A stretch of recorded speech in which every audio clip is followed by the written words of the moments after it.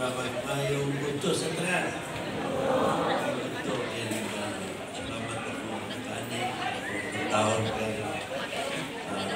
Pastor Morente, Pastor Dichos, sa tanan, mga pastores. And salamat kayo ninyo kay Leonan na nakahinabi ko. Happy Sabat sa tanan. Sabat. Estudyante ako sa Manila niya to. And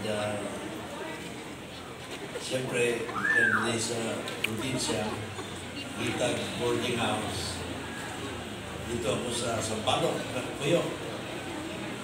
Doon ay boarding house dito na medyo lahit po siya sa uban kay walay baboy. Walay baboy. Pero doon dito na sunayin mga Muslim, mga kauban, taga-sulong. And, pero, iganahan pa ito kay lugan ko sa akong mga ikalang na lami ang luto. Sunod kong Sabado na siya ay galutoon na pan.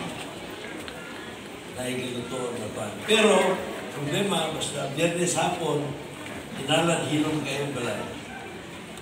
Walay music, walay TV, walay istoryahay, inalan hilong. So, puro may mga estudyante. Akong kauban sa boarding house, nahimong congressman sa Northern Samar, si Congressman Boy Abayon. Kauban ko to siya, si Harleen Abayon.